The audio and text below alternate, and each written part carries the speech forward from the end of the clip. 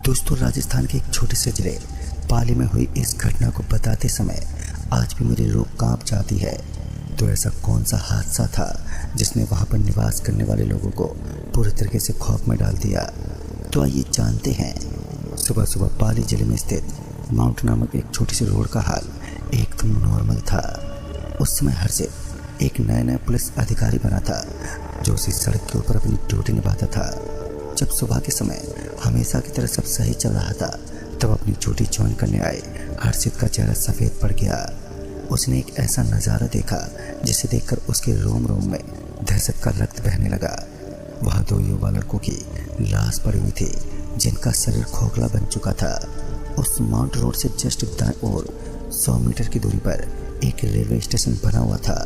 तो हर्षित नामक उस पुलिस अधिकारी ने इस बात की चर्चा जब उस रेलवे स्टेशन तक पहुंचाई, तो यह बात एक भीषण आग की तरह उस इलाके में फैलने लगी।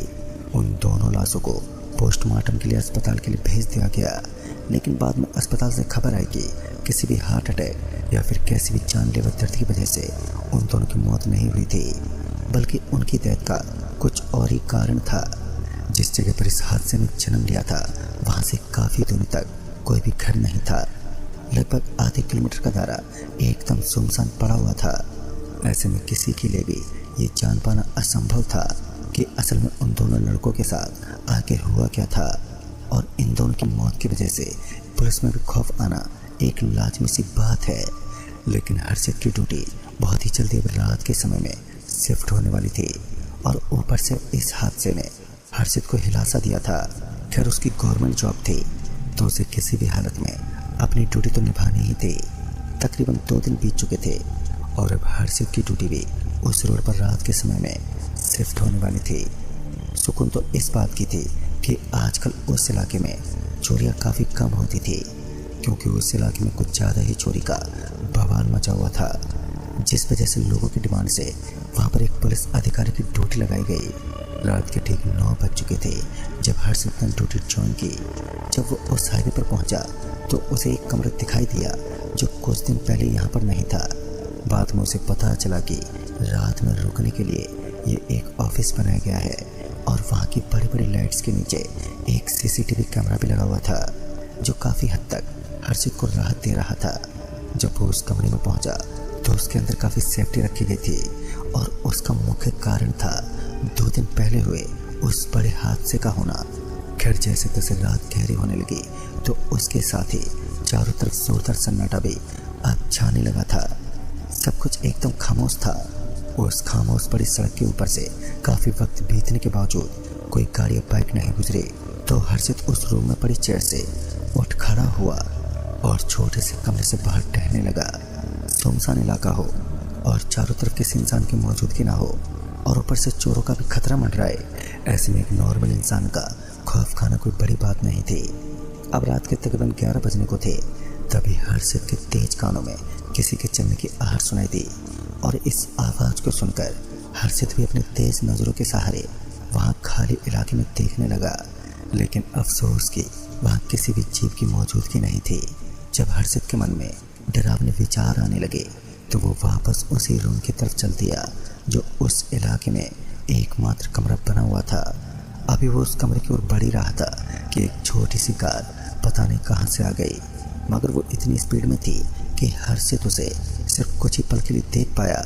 वो उस गाड़ी का नंबर प्लेट को देखना चाहता था, मगर इसके बावजूद वो उस गाड़ी की कुछ झलक तक नहीं देख पाया। नंबर प्लेट तो दूर की बात थी।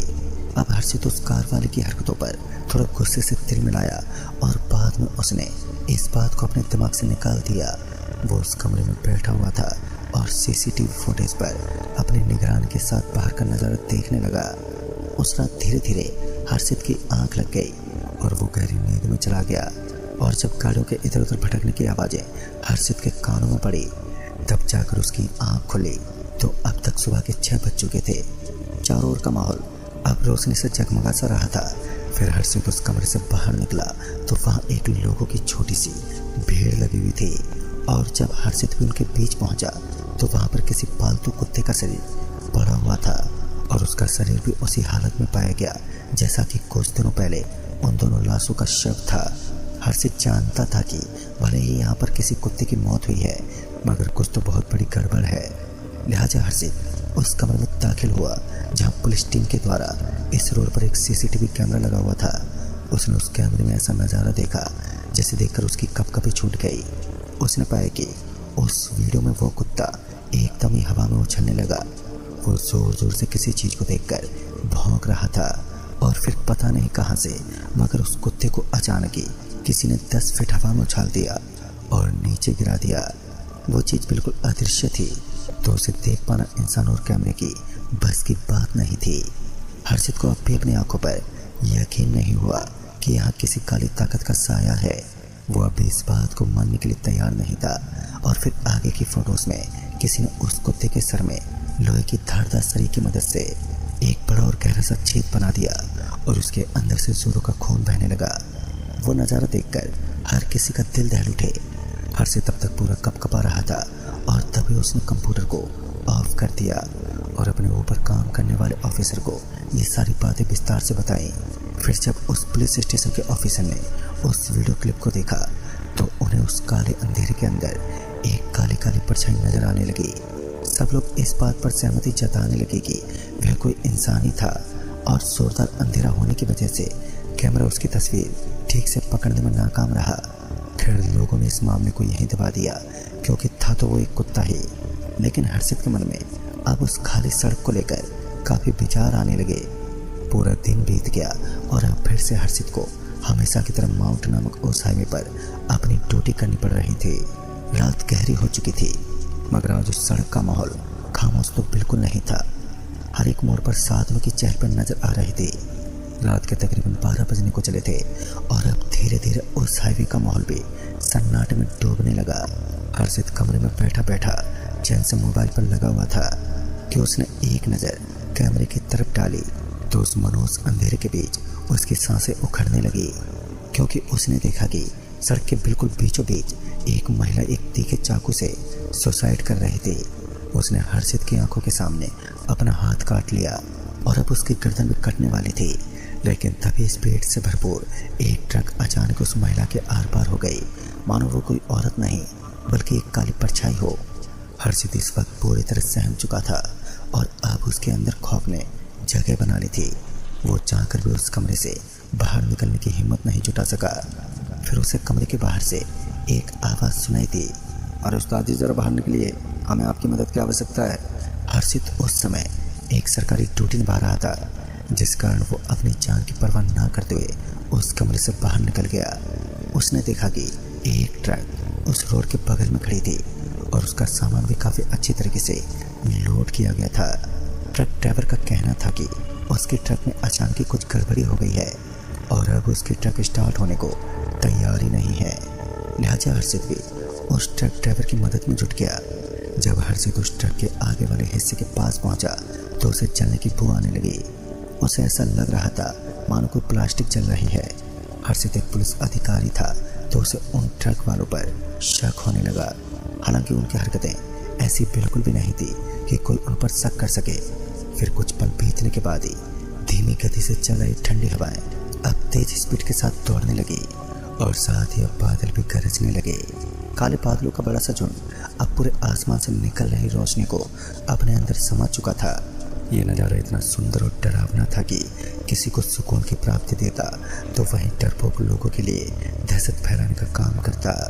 ऐसा प्रतीत हो रहा था मानो बारिश आने वाली है और फिर कुछ देर के बाद ही हल्की हल्की बूंदाबांदी होना भी शुरू हो गई थी।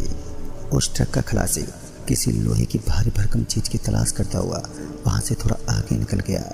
हर्षित तब तक अपने कमरे में पहुँच चुका था और बारिश ने भी विकराल रूप धारण कर लिया। हर्षित को किसी इंसान के चीखने और रोने की आवाज़ें सुनाई देने लगी। सुनने में ये आवाज़ें काफ़ी भयानक और दर्द से भरी हुई लग रही थी। हर्षित एक पुलिस अधिकारी था तो उसे बाहर निकलना पड़ा। उसने उस समय अपने शरीर पर समर कोट पहन रखा था जिसकी वजह से वो उस बारिश के झिलमिलाते पानी से बचता गया। फिर कुछ दूर तक हर्षित इधर उधर भटकता रहा मगर उसे कोई भी वहाँ पर नजर नहीं आया। बाद में उसकी नज़र सड़क के किनारे पड़े एक अजीब सी चीज़ पर गई तो वहाँ पर कोई लेटा हुआ था जो बिल्कुल किसी इंसान की भांति प्रतीत हो रहा था। हर्षित बिना झिझके उसके पास पहुंच गया और जब उसने उसे घूरते देखा तो हर्षित ऊपर से लेकर नीचे तक पूरा हिलसा गया था।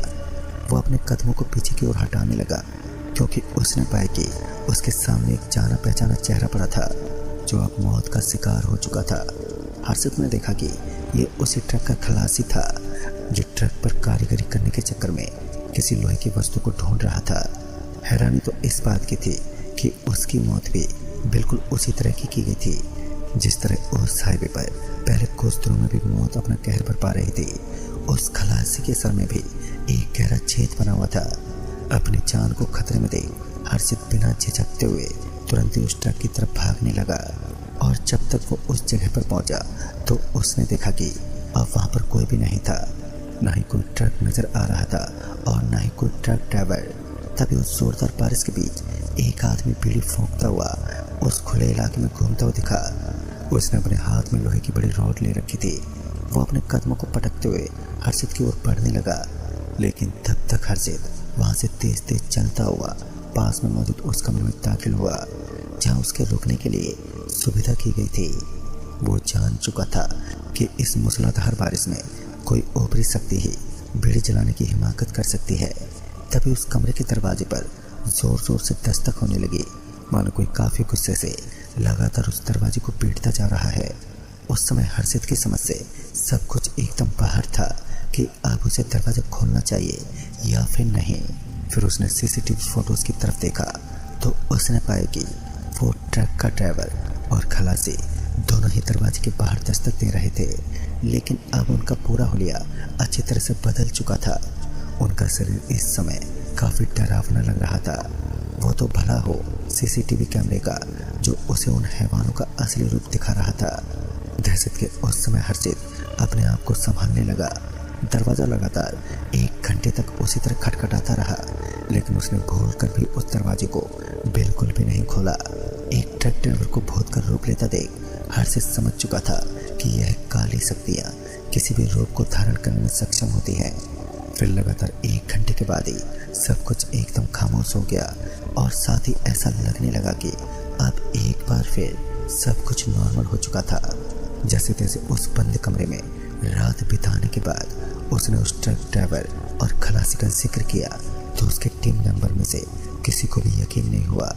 बाद में हर्षित ने उस रोड से अपनी ड्यूटी बदलवा ली और बाद में उस सड़क के छोटे से रास्ते को हटा दिया गया जहाँ पर यह हादसे जन्म लेते थे। अब वहाँ ऐसे हादसे सामने नहीं आते, लेकिन आज तक इस राज को कोई जान नहीं पाया कि वो ट्रक ड्राइवर आखिर लोगों को क्यों अपने जाल में फंसाता है और वो कैमरे में कैद क्यों नहीं होता। कहने को तो काफ़ी सवाल है मगर इनका जवाब नहीं है। तो दोस्तों इस कहानी में बस इतना ही। तब तक के लिए बाय एंड टेक केयर।